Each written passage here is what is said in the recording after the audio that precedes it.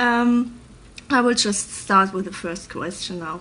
Okay, so the first question comes from Lubo, and he's asking, what are your favorite plugins and why? Where did you get your skills from?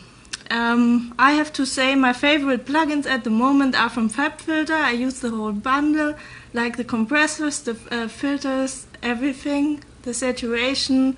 It's a really cool bundle. It has not the interface you maybe know from Slate or from others. It doesn't look like a real compressor. It has a unique interface, which is different from. It's more like the Ableton interface. It's not so much like a console, but it's more like like a curve. I will link everything down below, and then you see what it's like and what the plugins are. You can check them out. So I will, I recommend the FabFilter plugin. You can use every other stuff you like. You can also use the native plugins in your DAW. They are also good. You don't need expensive stuff. That's it. You don't need it. I stick to the FabFilter plugins. They are cool for me. Some say they don't have so much character, but I can live with that. For that I have analog stuff as well. And analog mastering, which is really cool.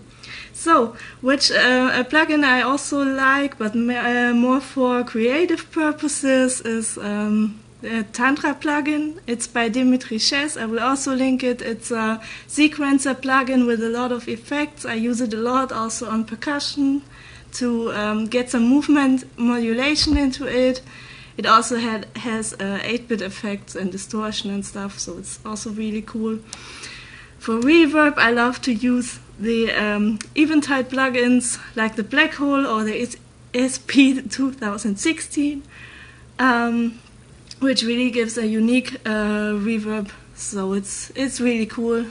Stuff sounds really 80s, and as far as I can talk about it. Oh, I got a message right now that was not so cool. Yeah, whatever. My streaming gig got postponed 2 weeks. I have to deal with that. Oh no, that's at ADE, that's not cool. I will talk about it soon. That's the thing when you make music, everything can change in a minute. But that's life. Okay, Eventide plugins are cool for me. Then what I also use for reverb is the Valhalla Verb and the Valhalla Delay, which is also great, also on drums and snares. Yeah, I can recommend that. These are the plugins I use the most. You don't have to have a lot of them. I really had a lot of plugins. I really deleted a lot of them because I have a new computer and I installed Logic new. I use Logic as a DAW.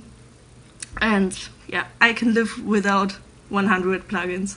I had 100, now I have 5 or something. And it's also cool. Yeah, okay. Hi Summit. Hello Dylan. Yeah, there are 11 people here. Is the quality good or bad? No answer yet. Okay. Yeah, where did you get your skills from? Yeah, skills. What are skills? Thank you. I was always a person who learned a lot from the beginning on. And thank you. Thank you. So. We have a 4G connection over here, and I don't know. It's with you have to press a button when it's over a certain point. So good quality. Hey Kurt, I like your music. Yeah, sorry for my look. I just got out of bed. A cat, by the way. You like cats or dogs? Okay. Hi Cornelius. Okay. So yeah, I was always a person who learned a lot by myself. And yeah, I have a lot of producer friends. I know a lot of people in the industry, also big producers, which is really cool. But first I knew nobody. Yeah, maybe your connection is lagging, Sumit. Maybe you log in and out again. Just restart the thing again, like we always say. Turn it on and off again, off and on again. Yeah, I have a lot of friends in the industry, but I don't have them since years. I have them since, I don't know, not a long time. Cats rule, yeah, cats rule a lot. And I'm learning that dogs rule as well in the last month. So maybe I will get a dog as well. Nobody knows. Yeah. And friends in the industry, yeah, but they are not there from the beginning on, so first you have to learn it yourself. And I'm still learning it myself. It's not the friends from the industry who learn you to find your own sound. You have to do that by yourself. It's a hard journey. I know it's abstract what I'm talking now, but it's true. And yeah, it's not about how you make a perfect snare. I can make tutorials about that, but I think this is not the right thing. Yeah, so what I learned is that I learned synthesis from the beginning on. There's an app called Syntorial, which I always recommend again and again. It's a really cool app. You can learn synthesis and you can do some tasks, and if you do it right, you get points and blah blah blah. That always works very well. So I learned it very quickly. And yeah, of course, some plugins are really good. I recommend the Tal Uno plugin to learn synthesis. It's a Juno clone, very good. And also simple synthesizers like the Volca Bass or like the Model D, which are really simple as they don't have combinations of keys, which I found difficult at the beginning. They just have like the surface and you see every button. Yesterday I sold my Yamaha Reface CS, which is a great synth, and I sold it to a guy who is also a beginner, and I said to him, yeah, it's really a thing to learn synthesis from the beginning on. It's really cool. It's a really cool synth. You see everything on the surface. That is really important. And you have all functions you need and nothing else. So it's really just to learn it. I will link it in the description. I'm not getting paid for this, by the way. I'm just recommending stuff that is really good, in my opinion. Yeah. Okay, so, yeah, I learned it myself. I have a few friends who are giving me tips, and I'm really thankful for that. At the yeah, so it's really a good thing to have friends. But I'm also watching masterclasses a lot. Like the stuff that is on Sonic Academy is really good. I don't know if you know it, but yeah. At the moment I have Luciano Schäfer and Dale Middleton. I want to send a big thank you to them because they listen to all of my stuff. That's really great. If I'm not sure if something is good, then they're like, yeah, it's good, or I would do some movement and blah blah blah. So they are really patient when it comes to my music. Okay. Oh, some people are leaving. I hope it's not too much talking. But yeah. Okay. What do I write on my sheet? Never stop learning. Yeah, that's important. Never stop learning. And even if you think you know the stuff, never think about knowing the stuff. You are always beginning. It's always important. Work on tracks until you're satisfied. If not, throw the tracks away. This is also not a thing. You can really throw it away as well. Yeah. And at the moment I'm like, yeah, melodies. I'm really a melody person, but at the moment, for example, for the learning process, I'm really focusing on grooves, bass, kick drums, stuff like that, especially drums, because I had a drum problem at the beginning. I can do melodies and stuff, it's no thing, but yeah, drums were always my weak point. Yeah. And yeah, I'm working a lot on that as well. So you are always learning. I mean, I'm just doing it for a few years, not like 20 years, but only like 5 or something. I think 4 years. I'm doing it for 4 years now. So yeah. But you wanted to know, so you know. Pratik Sanjay, yeah, I like you as well. I like you a lot. What tracks, labels, or artists should I follow to really get the best of dub techno genre? Okay, so I'm not a dub techno expert. I sometimes like to listen to dub techno a lot, and I also produce 1 or 2 tracks with dub techno, but I'm really not an expert. Maybe others can answer. Good dub techno labels? Anyone? Maybe? And what I know is that Norman, I think you know him as well, Norman from Stripped Digital or Stripped Recordings, he loves dub techno, and he also asked me to produce dub techno for him. I said yes, but I never did it. I'm really sorry, Norman. So maybe you ask him, Stripped Recordings, Stripped Digital, but I think you know him, Pratek, so I think you know him. But he wants dub techno for sure. Okay, here's another question in the comments. Sumit Chafla asks, can I maybe sometimes get a job at Wizarding Wolf? Oh, I wish I could hire you. But yeah, I don't have money for that. At the moment I'm really broke, that's why I sold my synth. Is any instrumental knowledge necessary for music production? I have to say I learned keyboarding in the I think at 10 or 11 years. It was cool, and I love to have, like, I can read notes, that's cool. I learned a lot about harmonies and chords. Yeah, that's cool, but yeah, you don't need it. You really don't need it. I know a lot of really good producers who live from it and who are in the business for years who cannot read notes. Really, it's not a thing. You don't have to know it. So, sometimes I think it's even better not to know it, because then you're like, have an open mind, but I don't want to do cliches. So, yeah, I think it's also cool if you can play instruments. I think this is really cool, actually. Playing an instrument, wow, I would love to learn more instruments. Okay, Oliver Stork is asking, wie lernt man, how do you learn mastering? Sorry, I translate. My English is also not the best, some will notice it. How do you learn mastering? Where do you start? Or I can not tell you, to be honest, because I master my stuff at other studios. I cannot master. I mean, I know how to do it, basically, but I don't want to give wrong information about it, so I'm just silent.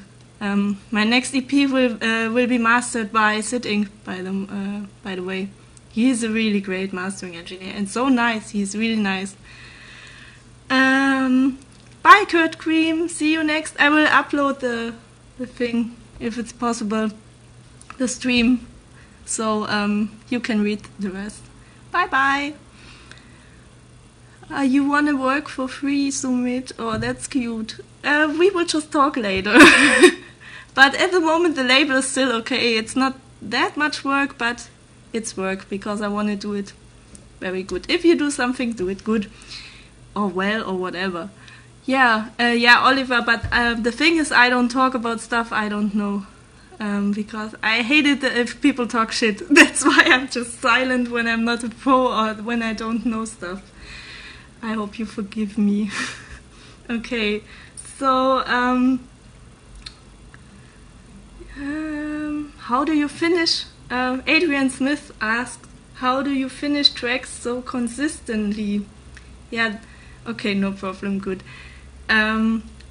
Consistency is a thing which came to mind later. First, I experimented a lot. At first, it was really not about making tracks. It was really about, like, doing stuff for fun, learn synthesis, like I said, watching videos. It was really not about making tracks. Then I started to, like, listen to music of others. I really took the tracks, put them into the DAW, and first copied them. Sorry, just to learn. It was really important for me to learn. And of course, I didn't use the tracks, of course, I made, because I just copied. But I learned a lot about groove. That was the most important thing. Because I was making tracks with melodies, but it was just not grooving. And if it's not grooving in our field of music, I think then it's not useful, not so useful. So yeah. And now it's about finishing tracks for me, because I need the stuff for releases and, yeah, for my own label and for playing and for my radio show and for gigs which will come soon, and yeah, that's it. yeah, so I just say, okay, I'm making a track. It should be done in a few days or whatever, and otherwise I delete it or just keep elements of it. So, and there's no real how do I do it. It's more like I have to do it. I really focus on making tracks, and I know that I want to have one release every month for my label for Wizarding Wolf, and I think about it. How could it sound and blah blah blah, and then yeah, I'm focusing on the, maybe it's also good to say, I'm focusing on the purpose of the track.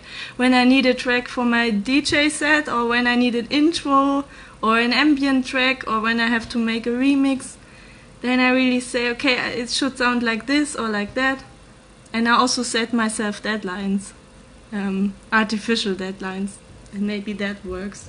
I'm like really goal-oriented at the moment. Yeah.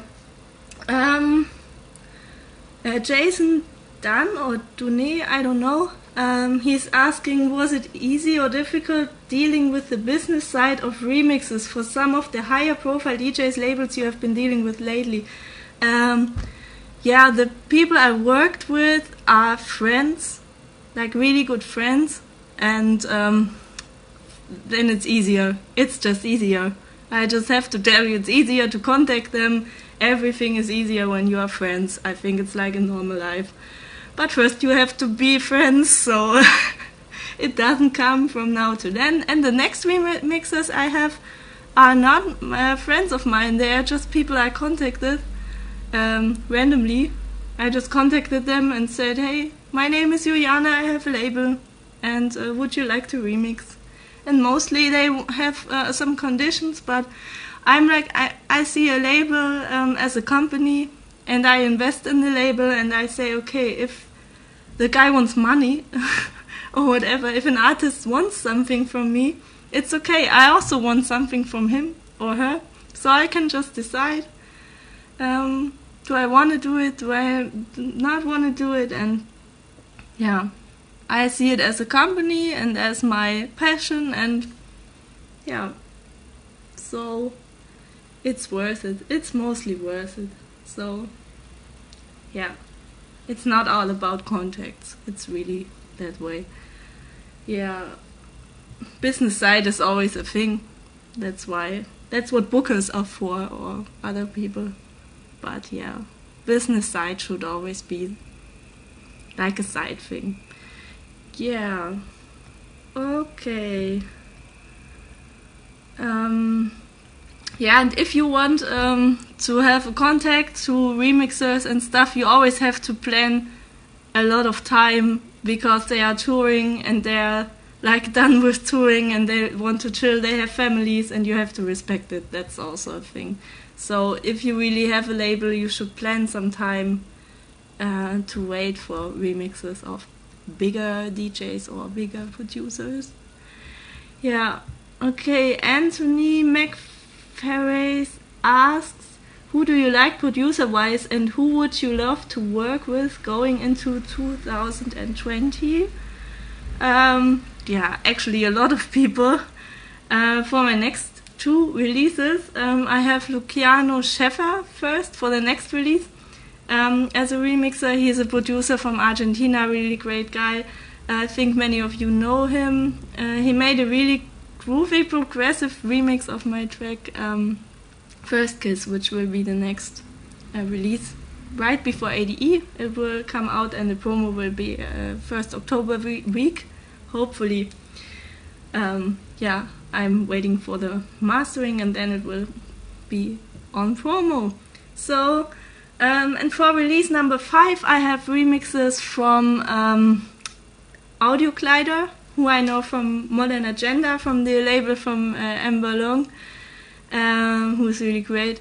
And yeah, Audio Glider shares my love for ambient music and for 80s music and synthwave music and all this kind of stuff, so he's really great. He made a groovy progressive track, and the second remixer is Higgins. He's from Manchester. He's a really cool guy. I got to know him in Manchester at an event of Up Close and Personal. The crew is very nice. And yeah, he's really cool. He just released a track called And Breathe on Pangea Records. Really cool. Check it out. And the third one is Antrim. You know Antrim. I'm sure a lot of you know him. Yeah, I love his work a lot, and I asked him to do a remix, and he will be the third one for release number 5. Release number 5 will be called Live on the Road, and it's with vocals. Not mine, but it's with vocals, and it's a bit disco-ish. But remixes will be more like progressive, so I think everyone will have something to listen to or play or whatever. Derek Moore asks, what synth do you typically utilize to make your bass and sub-bass? Okay, I use the Model D a lot from Behringer. It's a German company. And yeah, I think analog basslines give a lot to the track. Yeah, I don't care what others say, but it's just true in my opinion.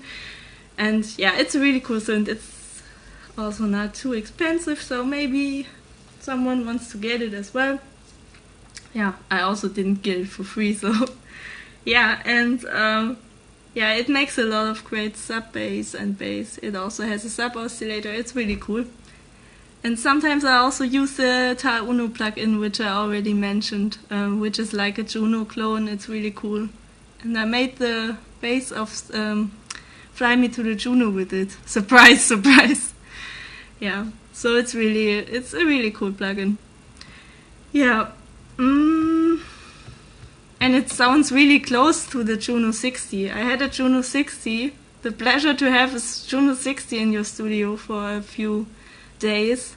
And the Tal Uno plugin comes very close to the Juno 60. I did a comparison, so it's like the Model D and the Mini Moog. They get really close to each other. Yeah. What are you holding in your hand? Ha! Patrick, I can ask what am I holding in my hand on a picture, because I was doing this. It was just a speech bubble. Although a speech bubble can fly, I wasn't thinking about it. Sometimes I'm a bit stupid. Yeah. Okay, Valentigo Boom Boom is asking, how do you produce your kick and bass? Which effect chain do you use for that? Yeah, it's hard to say it, like generally? Oh my god, I always try to find the perfect kick and bass, to be honest, so I don't have to use a lot of effects on it. That takes a lot of time, but yeah, I try to make it perfectly from the beginning on. That's so generic, but it's true. And what I use, of course, a sidechain thing to like sidechain the kick and the bass. For that I use a Waves plugin called Trackspacer. It's really, really cool. Yeah, I use it because it erases only the frequencies of the kick and not the whole thing, like not randomly. I will link it as well. It only erases the sub-frequency. You can like really choose a range, which is really cool. So there's no hole in the thing like we are not an EDM here, only sometimes. Yeah. Yeah, and of course kick. Yeah. Let's see what's the next stuff.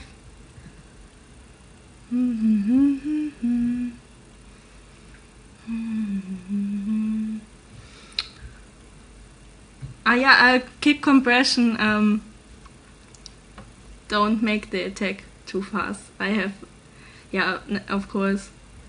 So that the initial attack of the kick comes through. That's also important, like, don't make the attack too fast. 30 milliseconds or something. But I don't want to say something about numbers.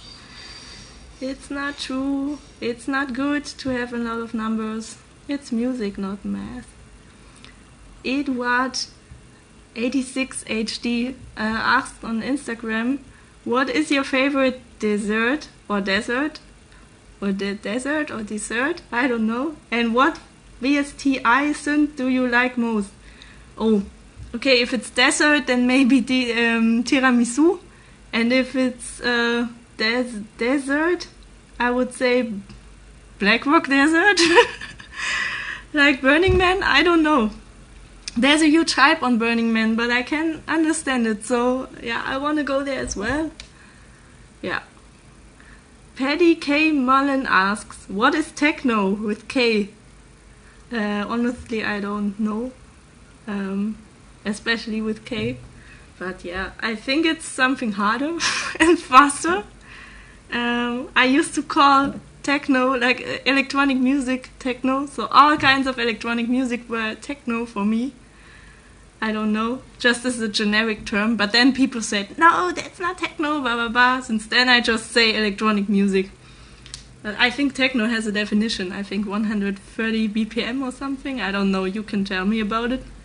I give a fuck about definitions, to be honest. Yeah. Let's ask back, how do you define my music? What kind of genre is it? I would love to know it. Oh, Jens Pert is texting. Hi Julia. Juliane, my name is Juliane. Still waiting for your feedback about our last song. Shit, now they are all coming. I hope not more people are coming here and tell me they're waiting for feedback. Should I make a feedback live stream someday? To give feedback to your tracks? Maybe that would be a thing. I will listen to it afterwards. Can you send it again, Jens, please? To one of my Facebook accounts. Like, thank you! You like my music! That's cool! Oh, I like that a lot, actually. Just send it again. I will listen to it afterwards. I promise. I really promise. Okay. I will promise it. I will swear on the 303 or something. I will really listen to it. Okay, last question. What do you use from Ihia Hadi on Instagram? What do you use for stereo with? Oh, what a last question. Because actually in my mixes I try to avoid to use too much stereo with, because I do it the other way around. I try to make my mixes sound good in mono because of the sound systems and curves, which are sometimes in mono, and then the stereo width it's for nothing. And in earlier times, I had to learn it the hard way. In earlier times, I used a lot of stereo width on strings, which I use a lot. I try not to use them too much. I used the plugin from Ableton. I used Ableton back then, and it was the stereo width plugin. Which one was it? What's the name of the stereo width plugin on Ableton? Stereo widener? Yeah, and I use it too much, so I don't use too much stereo width. Maybe the inbuilt stuff which is on the plugins. Maybe some people here have recommendations for stereo width plugins. So yeah, maybe someone has tips for me as well. That would be cool. Okay. Yeah, you can listen to the song of Jens. He just posted it. Maybe you like it too. Give each other tips. That would be great. Share your knowledge. Knowledge is an open source. It's nothing you should keep. It's just cool to help others. That's my opinion. Okay, so I'm through with the questions. If anyone else has questions, please ask. And thanks for the people who came into a live stream. I know it's shit time to do a live stream, but yeah. Ozone stereo enhancer. Yeah, Ozone is of course a really good package also for mastering. But I don't have Ozone. I know how to use it, but Ozone 7, yeah. I think this is a good choice. Yeah. So I think they also have demo versions, right? Then you can check it out. All of my plugins have demo versions, so you can check it out for free, of course, before you buy it. Yeah, and also the ABL plugin, AudioRealism Bassline. That is my go-to 303 plugin. It's so cool, with a bit distortion on it. They did an update shortly. It's really cool. Okay, good. So I'm done with the thing here. If you have more questions, place it in the comments. Maybe next time I choose a better time to do the live stream. Because here in Holland, I'm in Netherlands right now. It's 12:47. It's maybe not the best time to do a live stream, but I also didn't know how the quality would be. That's why I chose a time which is not so popular here in the region. Yeah, and I wish you all a nice day. I try to upload it now, and then you can see the full live stream if you didn't see it. Sorry for talking so much, but I always get out of track, out of sync.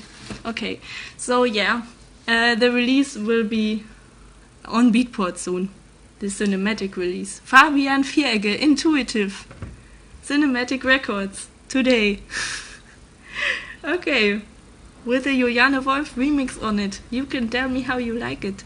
Maybe get the release. Advertising end.